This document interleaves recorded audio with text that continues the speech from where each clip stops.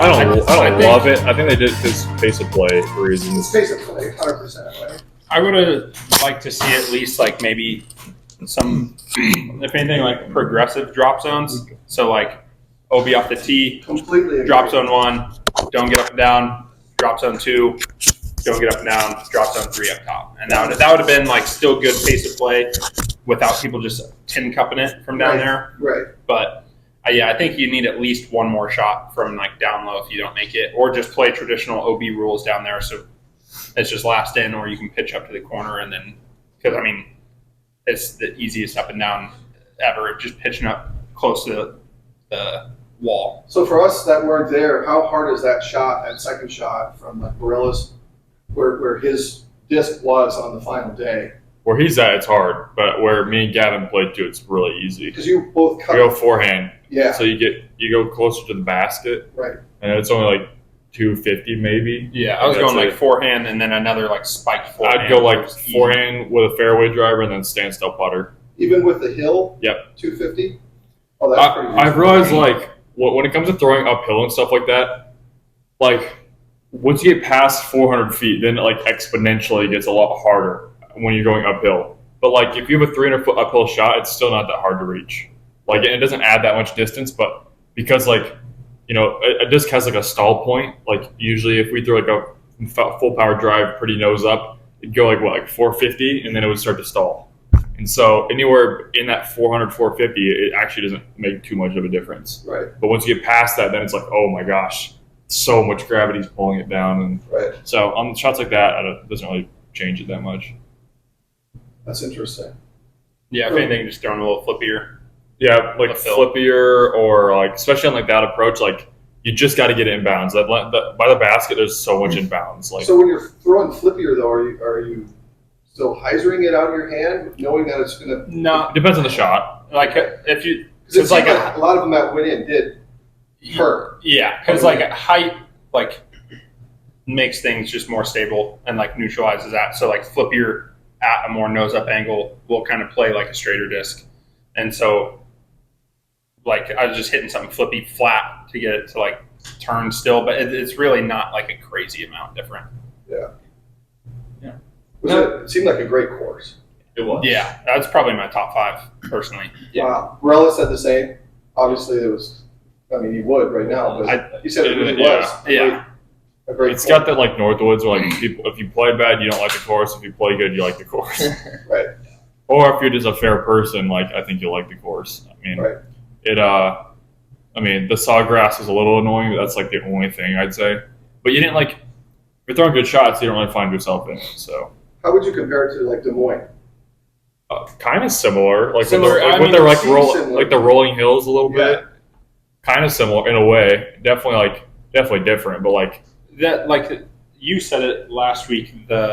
It's like felt like what professional disc golf should be. I bagged, besides my putting putters, I had 21 discs in my bag. I think I threw 18 discs of the 21. That's the most I've utilized like my entire bag on any course like we've ever played. That's the most perfect thing because playing golf, I guess all call it ball golf, Mhm. but the measure of a great golf course is how many clubs you use. Mhm. that's Period. definitely what that was. It's And like so that's really cool to hear that because that says that is the big math that's behind Yeah. pretty much what it. like I'm a guy who only uses usually 10 discs a tournament. I use like 18. What? Yeah. A big step up. Yeah, I mean, just especially with the windy day, like you're just Yeah, having to stable up to throw those normal shots. There's like a couple bombs, so you're picking different distance drivers, and yeah, Different shot shapes too. A lot of times you're throwing like swooping hyzers, or you're trying to throw just dead straight, or even like anhyzers, flexes. I mean, it's Yeah, or dead straight, but it's a longer distance or a shorter Yeah, distance, like so you have to throw a different it disc. felt like even though you're it's throwing still- a different shot yeah, on every single tee pad, essentially. Really? Yeah, like you just had to. It was really hard to get in a rhythm of like throwing well. I just felt because that way in the front nine for sure. Like the front nine was just it's very hard to get in a rhythm on the front nine. because like difficult, and you're throwing different shots in every single hole. Basically. Did you slip on the first day? Yeah, I slept. Start my pro tour. Slip forehand. I'm like, okay, whatever, and then I hit a stump like this big, and then just stop right in my tracks. It's better than airballing your first putt. You did not airball it. You hit the top of the basket. Basically an airball. Isaac, do you put any more pressure on yourself this year after last year's success? Not at all. Yeah. Yeah, I'm We just kind of. Yeah. We give a crap. We expect a lot. No, I think going into the year with a blank slate and just mentally just preparing myself to play as best I can at all of the events. It's the best way to approach it. For sure. Yeah, and my game is feeling better than last year, so I'm excited to continue to see how this year plays out. I think you're putting better already. I'm throwing better, throwing farther. Yeah. What do you attribute that to? I don't know, because I didn't put in a whole lot of season. The truth comes out. A little preoccupied, but yeah, I don't know. Just the confidence, I think, and just the mental side of things. Just, Right. You can't My approach- underestimate that confidence. Yes, aspect of it. I think that's a huge part. Right. Especially in my game, since I don't have all of the skills necessarily that everybody else has. So what does your off season consist of? Well, Time in Georgia? yeah, all the time in Georgia, practicing if the weather allows, a couple times a week maybe.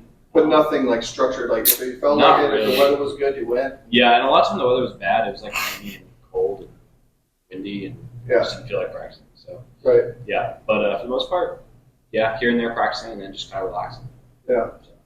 It was interesting to hear. I don't know if you guys listen to Tour Life. Mhm. Yeah. But Brody, like him or not, I find him honest. Yeah. At least. And he said that he's like lost his drive. Mhm.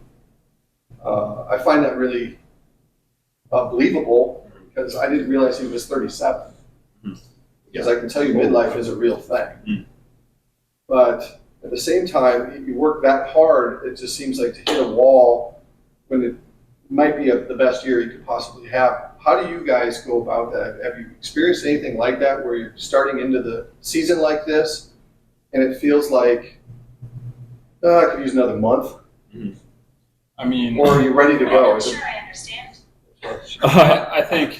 I think I can speak for the group for last year at least. I didn't cash at an elite series event until Portland, so it was like just over series. So it wasn't a lot of like income coming in. It was a lot of frustrating like single rounds just blowing up because I was going through like some backhand changes at the time that are like completely different than now, and still just trying to figure stuff out on top of a bag switch, and it could get like super frustrating at times for sure. And to where you just like I don't know. I'm not one to really like. I can get worked up like in the moment, but usually by nighttime I have a good realization and keep like a positive mindset about everything, and it's pretty hard for me to lose motivation. But I mean, I'd be curious to see what his thoughts and everything would be like if he were to get like a top 10 right off the bat, like coming off of, because he could have been like less maybe motivated this off season and preoccupied. I don't know what he did, but if he like came out and just happened to have a great tournament, I wonder if that would like spark something, or if after feeling like all that, now not a good performance is causing him to be like, oh man, I'm just really not feeling it. Yeah. So that's kind of something interesting I've been wondering about. For me, it's like, well, last year was a little bit difficult for me because I did get my 3 Elite Series wins, but that kind of puts a pressure. It's brutal. Sucks. Only 3. It's hard to But go. the brutal part is knowing you can win. And then I had a lot of bad finishes last year, so being very up and down. And then especially when you're up, you have a good weekend, and then you have like 3 really bad weekends in a row.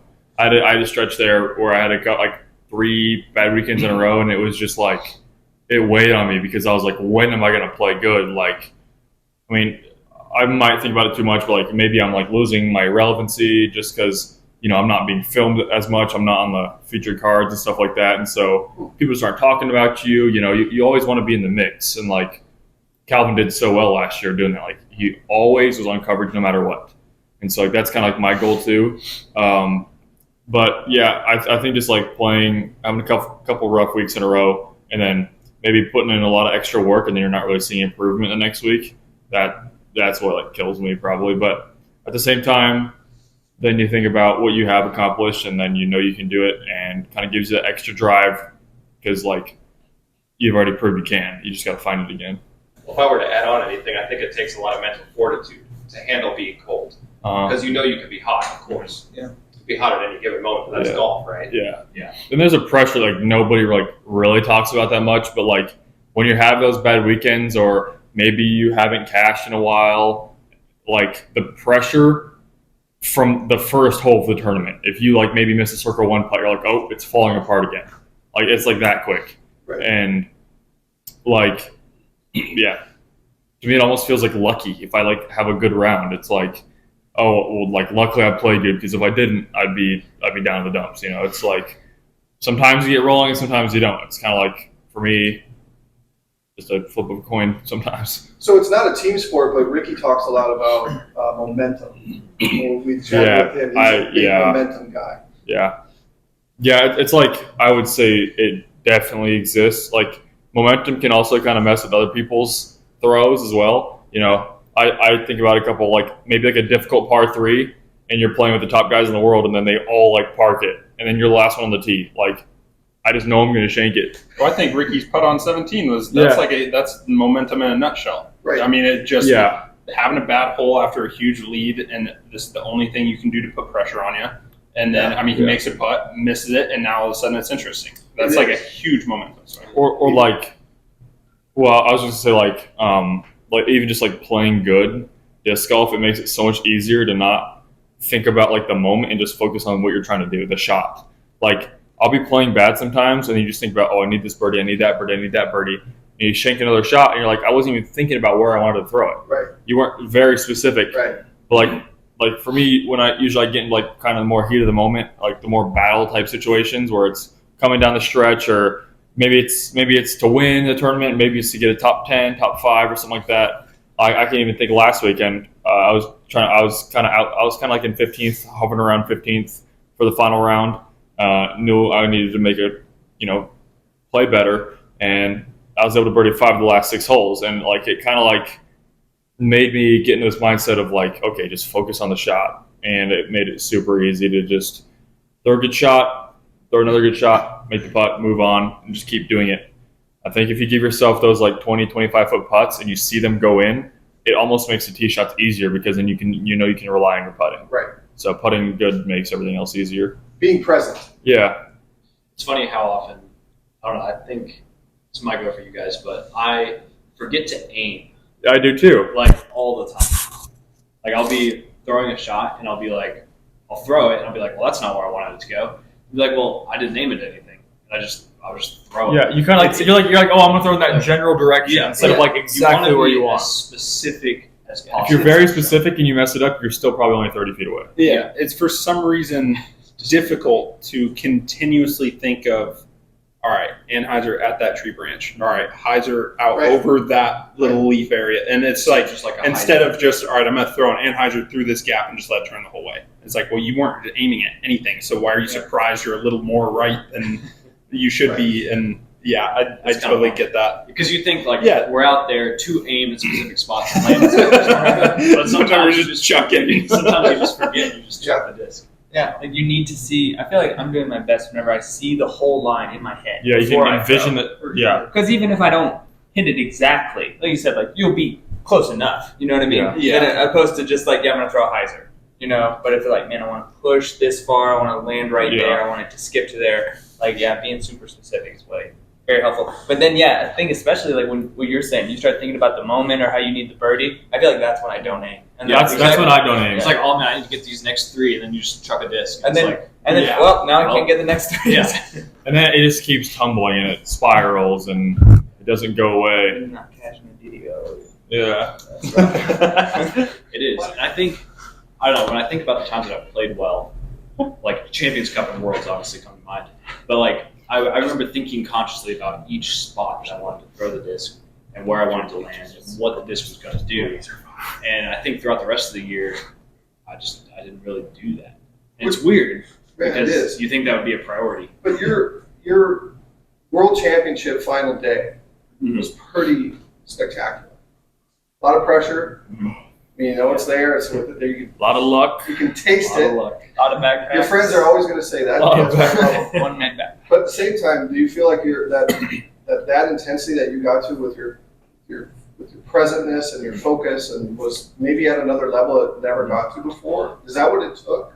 Yeah, I think Was so. that the difference? It was almost, it's hard to explain, but I think I was so focused and so like trying so hard to block out all of the emotions and all of the thoughts that it made it almost hard to celebrate at the end, Right. to where you're like, you can finally just relax and you can finally just You were think like about, still on your guard. yeah, I was like still on guard and still had like these emotional walls built up to That's like, awesome. Well, I can see, like, when I played with you round 3 Mhm. at Worlds, like I can tell when most of you guys are, like, locked in and in the zone, because you had, like, a completely, like, your eyes almost get, like, glossy. I'm like And zoned you're, out. You're just, like, in a completely another world. You don't talk, like, quite as much. Mhm.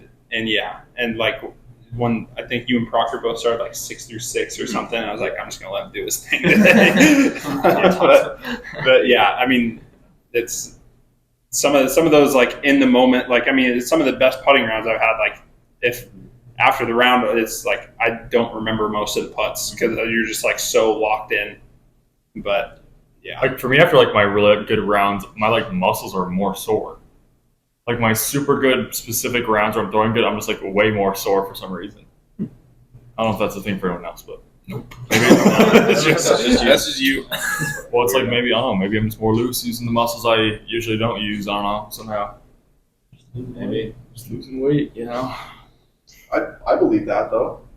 Like Yeah. an intense moment is an intense moment, and your body's going to react. Like I felt like I've seen some shots where you see players that they go into the moment that's important to them, and their adrenaline. They haven't had that practice with that adrenaline in that moment, Mm-hmm. and you're going to throw it further. You're going to be more efficient than you think. Oh, I throw 50 feet further in tournament for It's sure. crazy. Oh, right? tournament juice is Yeah. a real thing. like Yeah. hole 9, I was like throwing soft last weekend. I was like, I was not. okay. I was still giving it all. I remember I was like, okay, again, just be smooth with your feet. And I went 40 long twice. Yeah. It's like it feels so much easier. Like practice round. Some people are good in practice. Like I'm not good in practice, but like it's just like your brain. Like my brain, for me, if it's a practice round, this is like it doesn't matter, you know.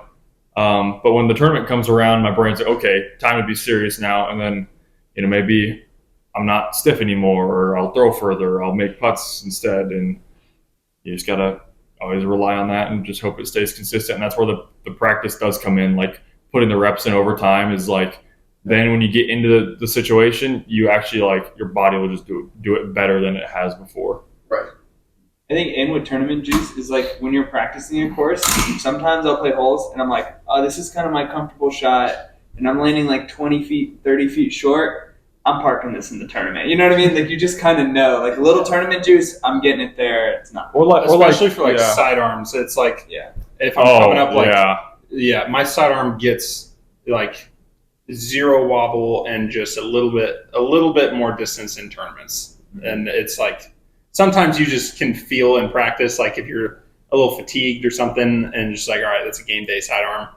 And I mean, half the time you don't even throw a sidearm. You're like, yeah, that's a tournament day sidearm. Yeah, And then yeah. you just move on. Yeah. I'm like, I don't throw many forehands in practice usually just because it's a lot more effort, I feel like. And he just doesn't care in practice. I just don't Doesn't care. matter. So do you call it tournament juice? Yeah, Adrenaline? tournament juice. You get it at Walmart. You guys should tag that. There's like Like certain you should have holes. T-shirts made. Yeah, Juice. tournament juice. That is crazy good. I feel like there's certain holes that, like what Sas is saying. Yeah, there's like maybe you walk up in practice like, oh, this is a pretty hard hole, but like by the third round, you're like, oh, I can actually get this every time. Mm-hmm. There's like certain holes like that just like maybe it fits your shot shape good, but it's just like everyone kind of levels up around you, and you have to just stay with it. And we kind of just push each other to be better. Well, it's such a mental game that I can see where practice rounds are going to get you don't want to burn it out, especially if you have a 4-day tournament. Oh yeah, You know, yeah. Save your that's a real focus. Yeah, that's a real thing. You know, your brain juice has only got so much. Yeah, the brain juice. For me, it's more Someone's yeah. For me, it's like 65% just studying the course, and the other 35% is like seeing the actual disc that will work for that hole. There's not too many holes. There's definitely some holes, especially if you're in the woods, that you need to like throw the disc to make sure like, okay, if I throw it this hard at that angle, it'll work out good. Other than that though, if especially like more open courses, like you can just make it work when the game time comes. And for me, I just like, especially par fours and stuff, I try to look exactly where I want to land to make the hole easier on the second shot. Makes perfect sense. Awesome, guys. Silas, you're known as the smooth thrower. We've all seen this. Yeah, that's what they It's say. good. It's really good. Yeah. Was it always there, or was it reps? You've always bombed. I always threw pretty far. It wasn't always smooth. This is my first time in Phoenix since 2018, but in 2018, I played some amateur tournaments out here. And I was throwing far. I shot, when I was 14, my first ever competitive round at Fountain, I shot 9 down, which Whoa. I didn't even know was possible for me at the time. And then now anytime I shoot worse than that at Fountain, I feel like I've digressed in my career. But Same layout? not the same as today, but I mean, it was Pretty similar. It was almost all the holes were the same. Where they get Exception to 7, maybe 8, three. 9 get onto the Yeah. peninsulas? Yeah, it It's was. a little hairy. It was almost the same. But yeah, back in the day, I used to be. I just threw since I was a kid. So when you're a kid, you throw as hard as you can every single shot, and so eventually that kind of helps you whenever you get older. But I used to go very high to low. It was kind of like Ricky, but a little bit more reach back, where I'd be reaching back super high, and it's a good way of generating power, but the nose angle is kind of trash. And so then. Or Yeah, It well, seems like he bounces it a he's little. spinning it a little bit more. I was just like Power. here, just pulling it through as hard as I could. And so it didn't get fixed until COVID. Whenever COVID hit, I just did not throw for like a month or two. And then whenever I came back, I only threw mids and putters because I was like, I don't really like practicing distance that much. I just want to get really smooth. And doing that after not playing and then only throwing mids and putters for like a couple months, everything just got leveled out. And then after that, it was pretty smooth. Yeah, I'll say. Alden, are you always the quiet one? Yes. Yes. Yeah. I was like, Alden has to talk the whole Especially time. during these things, I kind of forget that I'm even allowed to talk because I'm like listening to everyone. Like we were at a clinic in Austin and teaching putting, and me, Isaac, and Gavin. It was me, Isaac, Gavin, Ezra, and Alden, and like Isaac, and Gavin did what 99% of the talking, and Ezra did 1%, and Alden did 0. We teach for an hour and a half, and Alden won't say one word.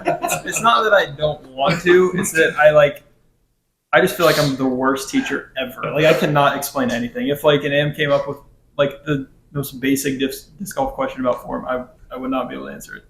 So that's why I didn't talk there. Your game, was it Europe?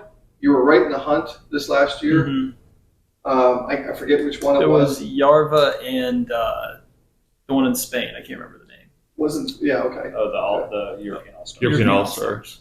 Yeah.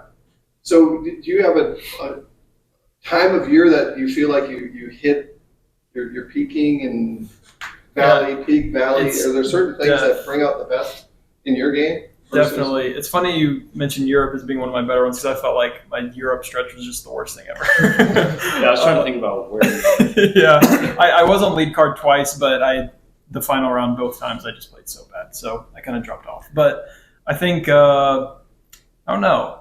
It's weird because I feel like I'm a woods disc golfer, but I seem to do better at I did really good at DDO and Portland, which are just bomber courses. So Right. in Jonesboro, I tend to do. You think you're a woods golfer, I think I am. but you shank in the woods.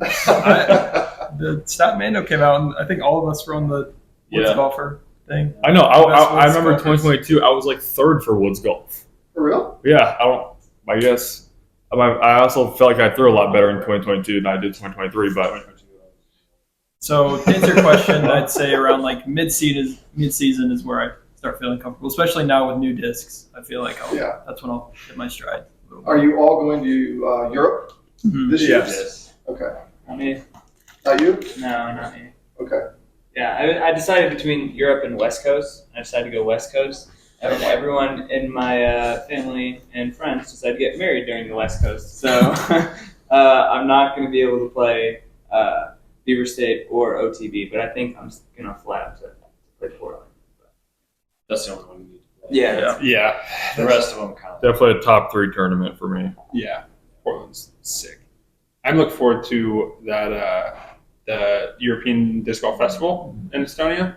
That's supposed to have like insane amount of fans and just spectators there, and the European crowd after last year is like my favorite. They view the game. It feels like so much more professional over there because it's just a younger generation like getting into it, and it is like a more mainstream sport over there. But like you could have a close circle 2 bid and it's just like no claps. Or like here it's like people still, you'll get some claps trickling or like, oh, like good bid, whatever. But it's like they want it to go in over there. They have high standards. Yeah, high standards for good golf, and it's pretty cool feeling. Yeah. Because like sometimes like, I mean that stuff doesn't bug me. Like when it's not good in my eyes, but I get complimented. I like any support. I like that stuff doesn't irritate me like some people. But it does. It's kind of nice when like sometimes when they're on the same page as you, and like and what you're thinking, and like you guys know it wasn't good either. It's like they know what you're capable of, and so they expect you to hit the shot. Knowledgeable fans. They're not just showing up. Yeah, they're not just super knowledgeable. as much as support is great in general, but yeah, the European fans they know what good golf is, and they don't clap for you if you throw a decent shot. You can throw a great shot. Gavin, didn't you say like in stores over there, the cashier won't talk that much just because you got to get business done and move on with your day? Oh yeah, there's not a lot of like small talk. Yeah, there, I which feel I'm a like big that's fan the of same. as well. It's the 'cause, like, same thing for like disc golf. Like basically clapping for a okay shot is like the small talk of a shot. Yeah, Yeah, so they're true. trying to like make it seem like, oh, sorry you missed it, but we'll still give you still did okay. Or in Europe, it's like, nope, I'm just gonna say how it is. Dude, their shopping carts over there are insane. Okay. Yeah, you say that cashiers kind of- and all the wheels spin, and you can And you just wanna go to 360 your your cart. It's very efficient. So you gained a lot of distance because I've heard Gavin talk about it on the videos Alden shares, and it's quite entertaining, by the way. Alden, your stuff's pretty funny. A lot of people that are starting the game or have been playing for a while, that's always the number one thing, right? How do you get another 50 feet, another 100 feet? So how did you go about, because obviously you found something that clicked in the last 24 months, 12 months. Yeah, well, this guy kind of wrecked my form for a little bit because he always said like this last year, he's like, you actually like look like a professional disc golfer now. And he's like, before you always looked like an am that got good. And and I totally like, anytime I go back and watch myself, it's like 100% true. But he wanted to help me initially first change my backhand. And I had no idea. He's just trying to get me to throw like him. And he has no explanation. Like I'm a very like, I need to know why in order for my brain to like understand the mechanics and everything. And so it kind of just went down this path of like, it was just a weird timing and never felt natural. And then last year I kind of refound my form, put on some distance, but like kind of always struggled with the early reach back, and like still my lower body can be more efficient and closed off. But this off season, I feel like I gained like even more distance, kind of like 2 weeks before I left for Florida, which was, it's been like, I don't have as many reps to feel like as comfortable accuracy wise, but it's already like the best my backhand's ever felt. But for me, it was like, I put in a lot of reps, just like I practice a ton and just throw a ton of reps, which is a good thing, but also a bad thing because all the years prior, I've put in over 10,000 plus reps of like throwing, and that like 10,000 mark is like kind of the area to where it's like complete muscle memory at that point. 10,000 hours or reps? It's 10,000 reps. And so you like trying to replace that now with like good form, you still have to like fully, because I got a bunch of reps in, but not necessarily good form. So it's been like a lot of trying to over exaggerate certain movements. Right. And that's been key for me of like, if you just feel like, man, I really just can't like not reach the disc back early. Like for me, I had to feel like I like tried to just throw like Ricky and just keep my arm like right here. And in my head, it felt like I was just throwing right here. But then when I like looked on video, it was like perfectly coming out and like timed up. And it was So kind of like the first like big breakthrough I kind of felt like I've had. So it's really just like a lot of experimenting, trying to like throw like other players, maybe over exaggerating some areas you're struggling with. And So the placement didn't change, but the positioning changed? placement changed a little bit. I've always kind of started with it like right up here, but it was more just stayed tight to my chest. And like it felt like it never left my chest. It just in my head, but it just stayed tighter to my chest longer. On the And then walk-up? like during the X step. Okay. And then once that left foot hits and my right foot starts driving forward was when it, instead of like reaching the disc back, it's now just kind of moving left to right out instead of like shoving it back and then my foot hits. It's like, yeah. Sounds like timing. It sounds Yeah, like it's just, timing. yeah. But this is what makes the game so fantastic to me. Like the reps, there's no shortcut. No. You can't go play golf and expect to be a scratch golfer in the first year, 2 years. You got to wrap the heck out of the driving range. So disc golf doesn't allow a shortcut. It seems. No. Unless you're a super freak athlete, I suppose. But Yeah, no, because It's I mean, with not- all the different, like, because it's been nice, but also it like changed the way my discs fly because I added more power and stuff. And now, like, I've been recently on like 200-foot standstills. Like a couple times last week, I was just like juicing my approaches because I haven't had enough reps of just like those soft touch shots. And so that like intermediate distance where it's not a full throw has been like still something I'm working on. And like flying out here and not having access to all our like practice discs and stuff, I'm looking forward to getting back to Texas to start doing field work and like kind of getting closer to those like 10,000 reps in those areas. yeah. And I always feel that starting young helps too. Yeah. So how old were you, Isaac, when you I started? started playing at 5 years old. 5 years old. You were 16. that's crazy. 6 years old. 16? 6. 6. 9 or 10. Wow, really? 16 for me. Okay. Yeah. I think it does make a difference. Yeah. For sure. I think one of the things starting young, the advantages that a lot of people don't see, maybe Isaac experienced as well, but like getting high pressure situations at a young age, you know, learning how to win an intermediate against grown men when you're 13 or whatever. You know what I mean? The best Like, feeling ever. you know, like that Because stuff. you know they all hate you. Yeah. But there's guys I like, respect you. I mean, I'm sure I don't need to name drop anybody. There's guys who will get really good and just jump on tour, and then it's hard to like win a tournament when you haven't practiced winning. You know what I mean? Like we're Right. talking about seeing how your body reacts in those high pressure situations. Yeah. So like I feel like I was competing in top amateur events when I was 14, 15 years old, and like that's like I'll never be more nervous than I was back then. You know what I mean? And so that stuff is like It's good for you. I think it's really, really good to help propel you kind of as a player to like learn how to win and then experience high pressure stuff at a young age. So you're just kind of, whenever you meet it in the future, it's not as foreign. Everyone's so quick to just jump to pro or jump to the next division. And like, for me, it was always, I need to be winning consistently in this division until I'm moving up.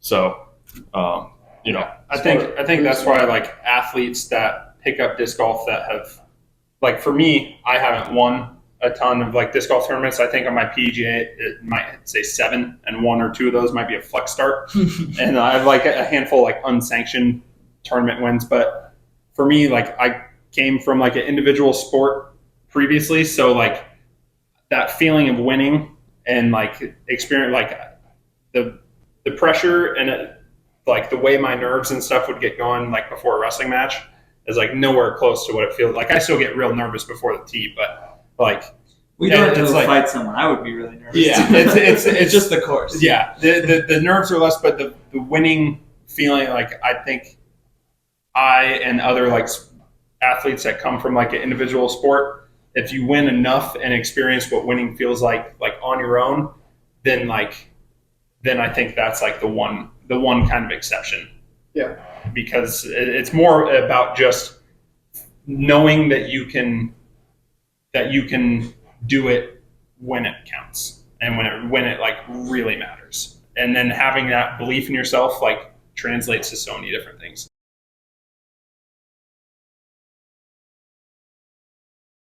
You've got to. It's more creative. I feel like.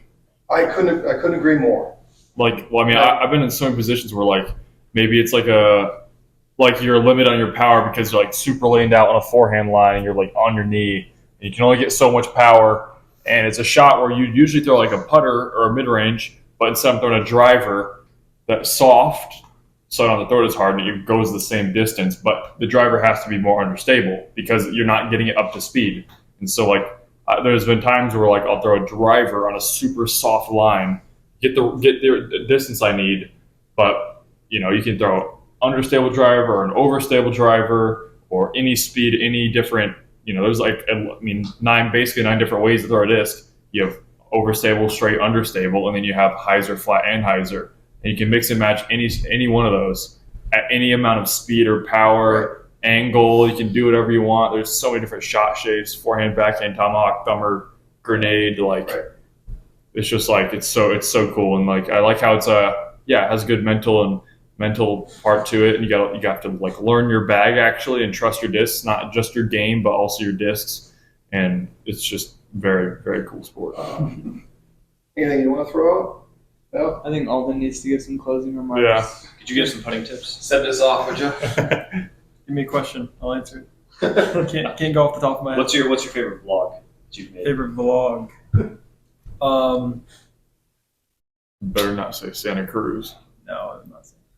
I would say the one that makes me laugh the most. I can't think of my favorite one that I'm most proud of. The one that makes me laugh the most is probably the one smashing the Legos with Cannon. Because I think that one also has the skit we did where you hurt your ankle and then Isaac was a doctor. Yeah. So everything in that vlog is really funny. Yeah. But yeah, I think that's the funniest one in my opinion. We got some heat coming though. Yes, It's gonna be a good year. Yeah, Well, staying in Airbnbs this year, making make content a little easier to film, and So last year wasn't always Airbnbs? we were all separate. van, Oh, wow. Yeah. Hitchhiker. hitch and ride, hitchhiker, kind of. Maybe in a tent. Yeah, so we were all living in vans the past few years. Cracker Barrel parking lots. Yep. Yeah, Yeah, that's the part where, the PGA was the same way. Those guys were living in cars. Yep. I mean, I did for 2 years. I lived in a car. Man. But it's romantic looking back at it, but I don't think I could ever do it again. That's what I know we we said put that, in our like, time. 3 times we Right. were like, man, I really miss camping out and like grilling hot dogs on the grill and staying up till midnight in a parking lot somewhere. And then we were like, we wouldn't go back there. Those are fun. Like I'm very glad I did it, and like there's some of the best times, but just it's nice having that little bit of stability and like honestly sometimes safety feeling. Yeah. So You got a shower right there. Yeah, You don't got have a to go nice to- bed, air conditioning. yeah, no rushing to Planet Fitness before they close. Just quick get a shower in. No bugs. Yeah.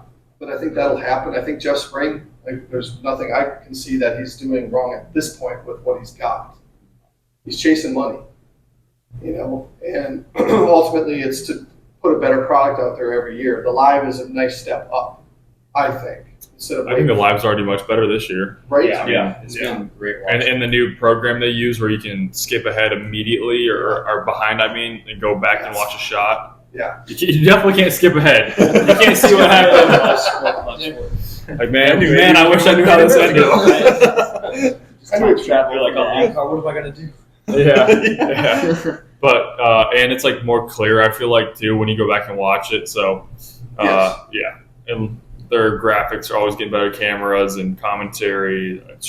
It's I like seeing how Jomez kind of expands the post produce each year since they're like partnered with them. I remember watching like the first kind of DGM when it first came out. I think it might have been at like the Fountain Hills even, and they were getting so much crap. Like, this is horrible, this is terrible, and at the time I was like, it's not that bad. But then now looking back, it was terrible. Right. Now it's like pretty premium. It's really good to see. It is good to see. And it's what it needs to transition to get more eyes on it. Yeah. Because I always want to introduce people to the sport, but that's why for me aesthetically, when they hear golf, they see Pebble Beach in their brains. They see Augusta in their brains. They see these immaculate fairways. They see these defined fairways. They see all of what's coming in front of them. So disc golf is sort of it takes a minute to get your head around. I'm coming at this from much later in life, but from an honest perspective of someone who wants to invest in the sport. This is, guys like me are looking at this, and this is what's really important is the aesthetics and the optics. It's not just the great character that you guys bring to the table, but it's also, if my product's out there, I want everything to look great. And I think that's important that you guys are all aware of that and understand that. Good luck this week. Thank you. Thank you. Appreciate it. Gannon's the defending champ. It'll be tough to beat, but Isaac's here. You weren't here I last will year. not be tough to beat. Oh, you were here last year. I was. Yeah, you were. Isaac choked last year. Did. Big time. He had to birdie 18 to push the four-way playoff, and he threw it out of bounds. Can you imagine throwing it out? It's a different position, the tee box this year. Yes, it is. I think it's great. Yes, It's a it little is. better angle. Yeah. Yeah, I like the it's, tree. I think it's a better finishing hole. Yeah, it's harder. I think. 330 around the tree. Yeah. I think it's hard. It's The like other a one's just a weird, hyzer. It's not a hyzer. To me, the other one was touchy though. On this one. The other one was Oh, on this touchy. one, yeah. I was saying the other one's just kind of like a touchy. No, Well, yeah, it's- touchy hyzer, but it's the just a harder straight shot shot. to throw in disc golf is a straight shot. No, I'm going spike hyzer Yeah, out I'm of the top. I want to do that to the tree roller basket. Cheater.